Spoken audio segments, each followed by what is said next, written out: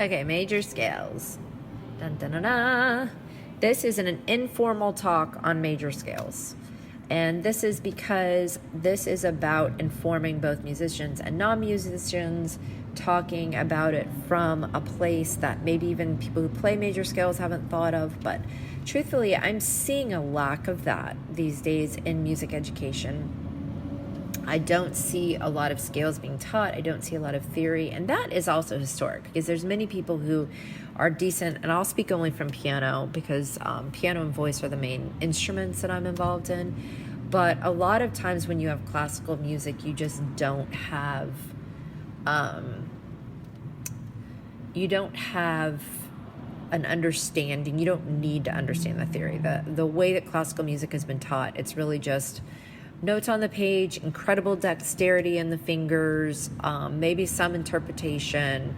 So it's not to belittle it, but there's also generally, I've taught many students who grew up and play classical music decently and don't really understand what I'm about to talk about with major scales. Now, major scales are important. I realized that actually when I was young, it was the same thing. I mean, I learned classical music from somebody who played organ at the Houston Symphony, and she was a wonderful teacher, but she really didn't get outside of the box of teaching, and so she never acknowledged any of the songs I was making up, which granted were just little ditties, but still nowadays my practice is if I have a student making up songs, that's something to take note of and start to put some sunshine on. And from Reggio Emilio, you start to hold their hand and see how far do they want to go with that, right? Maybe they're just somebody who likes making up ditties. Maybe there's somebody who actually has a capacity. This is the seeds or the start of them composing more, writing songs. So you explore it more. Well, this was sort of ignored, it was like not part of what she wanted to look at. And scales, we did learn scales, I want to say, but there was no practical application to what we were learning, the theory. And we had a once a week theory class, but it was theory in this situation was relegated to learning how to read music, basically. And some people, I think more in the classical music, maybe even Suzuki, I'm not sure about that, those type of worlds, they do think of theory that way. But to me, theory is more maybe the way jazz defines it, where you're talking the nuts and bolts of how songs are created and what is making up our music. You're looking for the patterns behind the music. So that's where major scales come in. It's been on my radar since I was an adult. As I was mentioning, when I grew up classical, we learned the scales, but it wasn't the theory of it. But the scale theory became very important when I was super into listening to Fish. I also had a good friend who took the time to explain this theory, major scale theory, modal theory. I remember we were somewhere and he wrote it on a napkin, and it just blew my mind because suddenly I could see the structure behind music. It wasn't such this infinite place of notes and songs and where do you even begin? It was like, because in reality, major scales are a huge part of the foundation of the music that we listen to. And Mike Gordon, the bassist for Fish, he was on something back then, and they were like, what would you tell aspiring musicians? And he was like, learn your major scales, like never stop playing them, like always major scales. So that stuck with me, and it always was part of my own practice as an adult. And then when I went to jazz school, it only became more a part of that, even though they branch out further from just the major scales. But in reality, if you're not just focused on jazz and you are interested in all styles of music or certain ones that I'm about to mention, then knowing your major scales is 80% of what you need to know. Okay, because here's why. There's 12 major scales because there's 12 keys in Western music. We're talking specifically about Western music. Western music, the smallest interval between two notes is a half step, and the piano demonstrates this very well. Whether you're moving between a white to black or black to white or white to white, you really never can move from black to black. But when you're moving from any colored key to another one, the very next one to it, you're moving in a half step, and this is an interval. It's a small interval. And the major scale is a certain pattern of half steps and whole steps, which is when you put two of them together. And the whole step is a little bit more of a pleasing sound to our ears, but that major scale includes two half steps. So the interval pattern that it follows is whole step, half, whole step, whole step, whole step, half. That is a major scale. And if you start on any one of the 12 unique keys that we have in Western music, then you come up with 12 unique major scales. Melodies are in the most basic, but also the most historic form. A melody is coming from that major scale. And the major scale could be corresponded with the idea of a key of a song. So if I hear a melody and I want to put it in a different key, I'm basically flipping from one major scale to another. Meaning that the notes, the 7 notes of that scale, which repeat over and over again at different octaves, those are the only notes that are in my palette for my melody. I'm only going to pick out of that palette, okay? Once again, stay with me. I'm talking about it historically in a simplistic form, but it makes it easier because everything is variations off of this now, if you can get this template in your head. So I have a major scale, like let's say I decide I want to do it in the key of C, because on the piano the key of C is the all white notes. The whole step, half, whole step, half pattern lines up perfectly on the white notes. So this is why many beginner pianists only play in the key of C, because you can take any song and move it to that key and it's easier for them to play, right? Because the white notes are thicker and easier to play than the black notes. Every other major scale, in order to keep that pattern, has to involve at least one black note. So this is why this is how to think of key. This is how major scale corresponds with key. And as singers, one of the things I've been talking about very recently is the idea that when you don't know much about singing, you think you're supposed to just be able to sing any song in any key. But the more you know about music, the more empowered you are to actually take a melody and put it in the right key for your voice, right? And it's still going, for the most part, most people today are not sensitive to keys. So if I take a song, let's say Adele's I Set Fire to the Rain, I think that's originally an A. I think a lot of her music is an A. And then, but I want to play it on the piano for one of my students who is just starting out, so I'm going to put it in C, right? Most people actually listening to it, maybe they hear something a little different, maybe it sounds a little brighter, but it doesn't even, just because, you know, you got to keep in mind that it's not just like C is above A, it's a minor third above A, because it can also be a sixth below, right? It can go both directions. So it's not where, it depends on where you're singing it or where you're playing it. It doesn't necessarily make it higher or lower, but it can sound brighter, or it can sound a little different for some people. But because music education has been going down for decades in this country, in America at least, people are not as sensitive to that. And before the tuning that came about with Bach, which was the well-tempered clavier type of tuning, equal temperament, before that, keys actually had much more character to them. They actually did sound quite different, but you'd have to retune for different keys. The well-tempered method, what that did was make it so we don't have to retune in between keys, but certain keys, if I want to go on a piano from C, then I want to play a song in A, then I want to play a song in F sharp, no problem, right? I don't have to retune in between each one.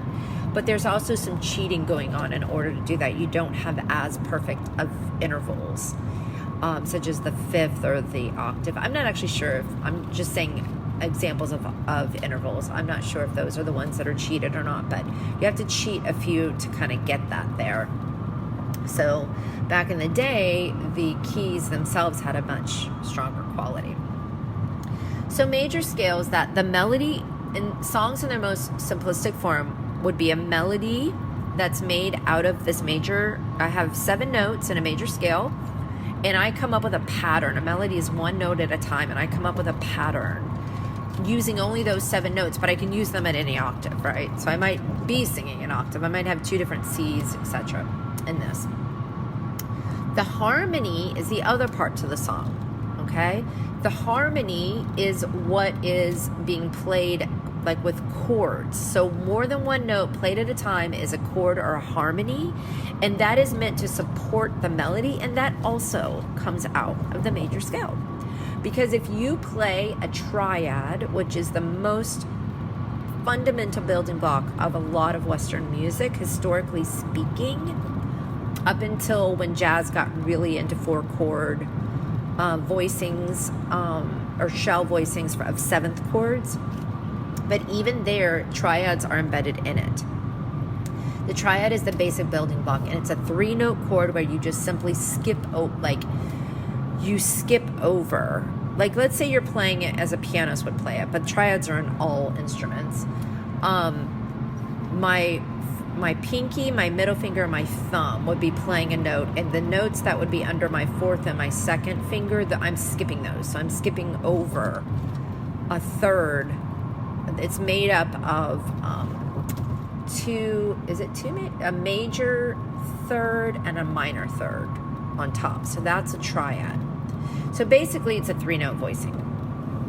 It's hard for me to put that in, and they're played all at the same time, and that's a triad. Now, if I start at the beginning note of my scale, let's say C, and I play a triad where my lowest note is a C, and then I skip over and I hit the next one, then I skip over and I hit the next one, that's my triad, right? A C, E, G triad. That's a C major triad. That is in the Ionian mode of C. That's my 1 chord. But let's say I shift over, and now I'm at D, and I do the same exact shape in my hand. So I'm skipping over, I'm going D, and then I'm skipping over to the F, and then I'm skipping over to the A. So I've skipped the E, and I've skipped the G, and I've got another triad. That is still in the key of C, because I'm only allowing myself to play the notes in the key of C. Okay, I'm still only on the white notes, but now it's a minor chord, and it's actually called a D Dorian, or a triad. So this is where we start to get the harmony from. The harmony is basically I call them modal chords. They're basically creating triads from different notes in the scale. So let's do the same thing from the 3rd note. The E is the 3rd note of the key of C. I build a triad off of that. What do I get? Well, I get a minor triad. I get an E minor triad because I'm using all the white notes, and by doing that, it's not the same as what an E major would be, because an E major would have a G sharp. I have a G natural here, so that means it's not the black note, it's the white note. That gives me a minor. Well, once again, that's a great chord to use up under a melody that I'm playing in C. It's going to work pretty nicely with a lot of, it's not going to work with every note in the melody.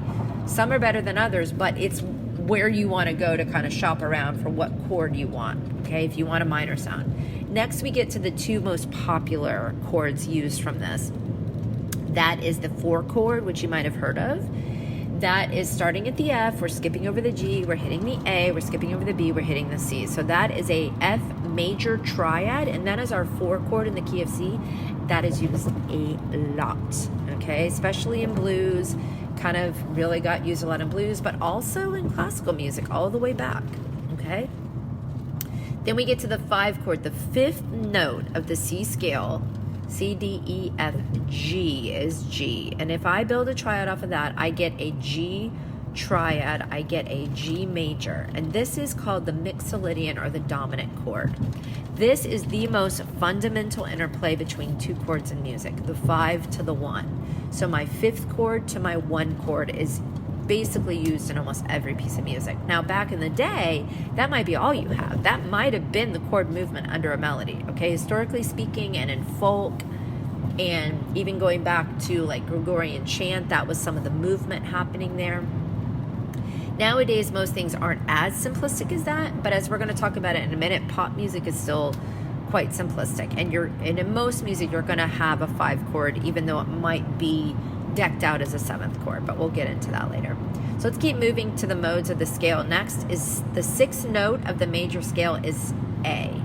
And so when we build a triad off of that, staying only with our notes in C, what we're going to get is an A minor, and this is the 6th minor.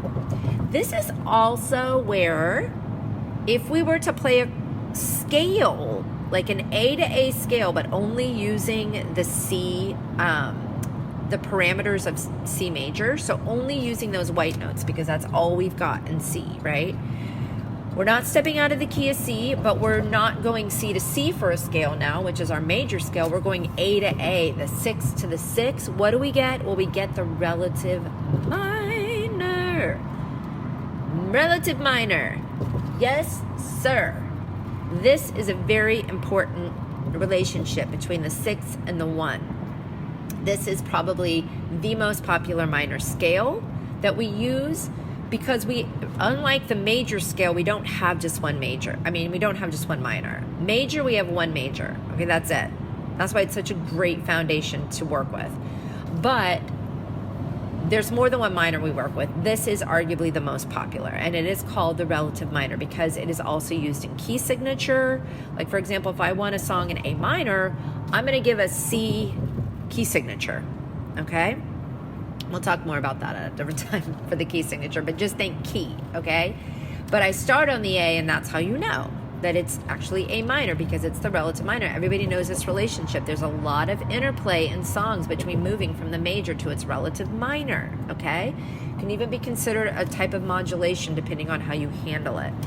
So this is a very important relationship, and I've often used the idea of it's two sides of one coin, and I've also used it back in the day when I somewhat was absorbed in the idea of twin flame. Like, if there was only one other counterpart for you and they were your perfect match, but they were also your like divine opposite, that's what this would be like. This relationship is incredible between the major scale and its relative minor, as well as the 6 minor versus the 1 chord. This is a beautiful interplay.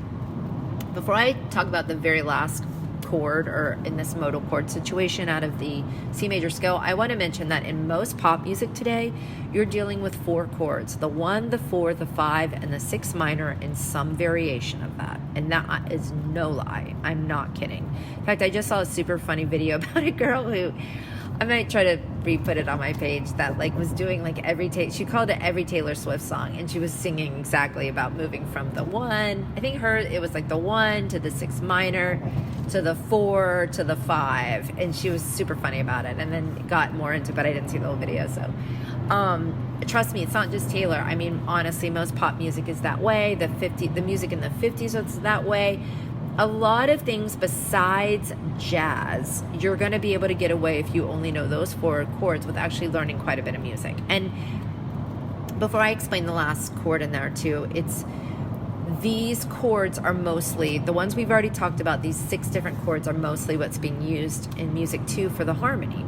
So you already have the basics right here, right? Now, granted, a song can be in any one of those 12 keys, but even there, in certain genres, they stick with certain keys over other ones, like country and rock and roll tends to be more like A and E and D, and well, country is more like G, but G's in there with rock and roll too a lot, especially classic rock. So you don't even really have to learn all 12 keys, which I don't advocate that, because I've always been kind of hardcore about learning all 12 keys and not even using the transpose button on the keyboard, which a lot of people are apt to do. But I also, at this point, whatever you got to do to get yourself playing some music, that's where I'm at these days. We need, as I've mentioned, good people with good hearts out there making music, whether it's for yourself or your family or your local cafe, or bigger and better. Who knows? I'm letting go of that rigid idea that you've got to know all 12 of your keys at this point. You don't. You can know one key, you can know one scale, and you can learn those 4 chords, and honest to goodness, you can do a lot with that, okay? Especially if you're a songwriter.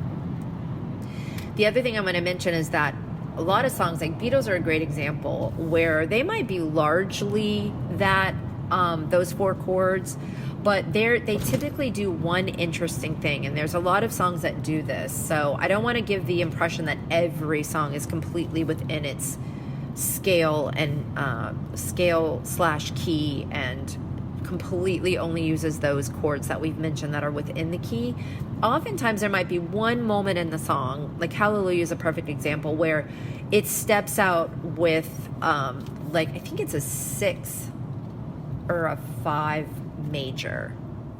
Like it was in a minor. I can't remember. I can't honestly remember because I know it in different keys. But let's just say that rather than playing an E minor, which is what it needs to be, it plays an E major, and the melody kind of does something similar.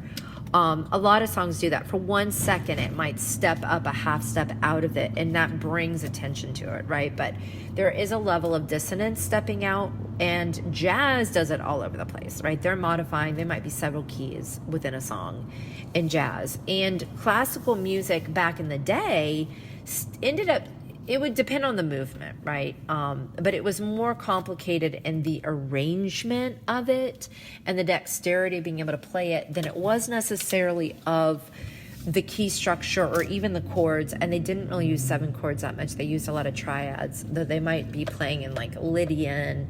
So, and I'm not a classical music expert, so I really can't, I could be wrong on some of that. But for the most part, the classical music that I've played or I've analyzed largely has 1, 4, 5s in it. They're just, you have to play it exactly the way they tell it. Whereas in jazz and rock and roll and a lot of these things, you decide the voicing. They're going to give you the chord symbol, and they're going to tell you the melody, maybe on a staff, maybe you have to pick it up by your ear, and then you figure out the chords. They'll tell you what the chord symbol is, and then you figure out how you're going to play it. And that's your arrangement, that's your discretion, that's your voicing. So I want to mention that because I don't want, you might start playing a song and be like, wait, why can't I find this one key? So yes, not all songs stay completely within the key. Not all songs stay completely within those chords. The Beatles are a great example of how they would maybe be there 90% of the time, but then they'd always, every song brought something interesting and creative and unexpected. They were quite the songwriters for sure. So the last chord I want to mention is the B half diminished, okay? Or if you're dealing within a triad, it's just a diminished. And this one is because B is the 7th. We're using C as an example, but keep in mind you can do this in any key, starting at any place. But C is the easiest, especially if you're visualizing a piano, which maybe you have one in front of you, and this has been great to do. I'll mention that next time I try to bring this in, is that if you can even have a picture of a piano in front of you, it might be helpful to visualize. The piano is one of the best instruments for teaching music theory because it's so easy to visualize it. Okay, this stuff is a lot harder to see when you're dealing with fretboards, etc., right? But on the piano, it's one of the best parts about it, and why so many composers use it. It's just laid out linearly for you to look at. So if you start at C and you count up C, D, E, F, G, A, B is the 7th and last before we start repeating. And if you stay in the key of C, what you actually end up is a diminished triad. And let me back up and tell you something, that major triad, to go from a major triad to a minor triad, all you have to do is flatten that middle note by 1 half step, and you have a minor sound. That's it. One small half step difference between a major triad and a minor triad. The difference between a diminished and a minor is that not only do you flat the 3rd, you flat the 5th. And once again, I'm only speaking about triads right now. But triads can be embedded in other chords, or they are embedded. So if you understand this, and this is where I recommend people start, just understand the foundations of music. And then as you're building out from there, everything is just variations on that, right? Even learning other scales, most other scales and modes, once you know the major scale really well, it's a template in your head, you're thinking in terms of variations on that major scale, which is why I think Mike Gordon said that back then. Now, it's conjecture, but I think if you really understand your major scales, and you really understand your major triads, now you're just dealing with one note variation, right? The template is there, and it's so much easier to deal with what feels like complexity in music, but becomes very quickly a simplified, easy way to understand. You really start to recognize that it's not nearly as complicated because it's variations and repetitions on template, mainly the major scale templates. So that is why, as a music teacher, I am super motivated for people to learn major triads and their corresponding chords. Major scales and their corresponding triads. That's what I'm trying to say. Major scales and your corresponding triads. Major scales and your corresponding triads out of the context of an actual song. If you can learn these and learn them, like really learn them, okay? And the fingering is important on them. The fingering is important. It's not just learning the notes. It's on piano at least, and I only teach this on piano.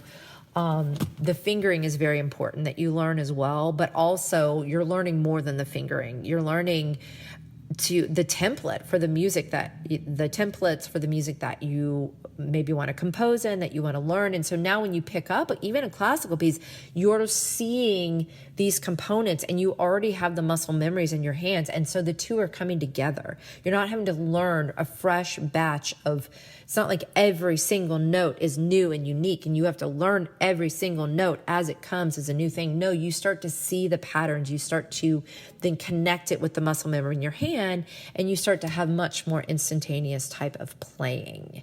So this is one of the reasons why I really advocate for this. But even if you're not a musician, I hope you were able to stick with us through this, because just being able to understand music actually makes you a better listener, and it makes it more enjoyable, and to me, it's endlessly fascinating. So thanks for sticking with me on that.